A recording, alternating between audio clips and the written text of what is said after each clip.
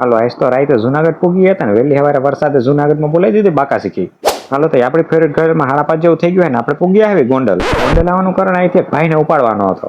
જુનાગઢની છુક ગાડી તો આવી ગઈ પણ માથું ખંજોરતા વિચારી હવે આમાં બેહવું ક્યાં? જગ્યાના અભાવે ઉભું રહેવું પડ્યું ને ફળફળાટી કરતા ઘડીક વારમાં તો નાખી દીધા જુનાગઢ. રેલવે સ્ટેશનની બહાર નીકળીને ભવનાથની તળેટીએ જવા હાટુ લેમ્બોર્ગિની ગોતતા હતા. રિક્ષા જેવી એક લેમ્બોર્ગિનીએ ગાયો ગામને પોગાડી દીધા ભવનાથની તળેટીમાં. ન્યા પૂગીને રાખી લીધો એક મસ્તીનો રાત રોકાવા હાટુ રૂમ. અમે ખાલી 2-3 ભાઈબંધો જ નહોતા આવ્યા. રાતે 10 વાગ્યા ત્યાં તો ક્રિકેટની ટીમની જેટલા બીજા ભાઈબંધો આવી ગયા. અને ભાઈ બાકા ઝીકી બોલાવે એવા છે.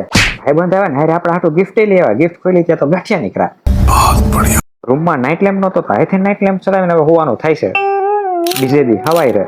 આપણી ફેવરેટ ઘરમાં 4:30 જેવું થઈ ગયું ને જુનાગઢમાં વરસાદ બોલાવે છે બાકા શીખી. ચાલુ વરસાદે ગિરનાર ચડવાનો શોખ હતો પણ અત્યારે હવે વરસાદ રીએની રાહ જોઈને બેઠા છે.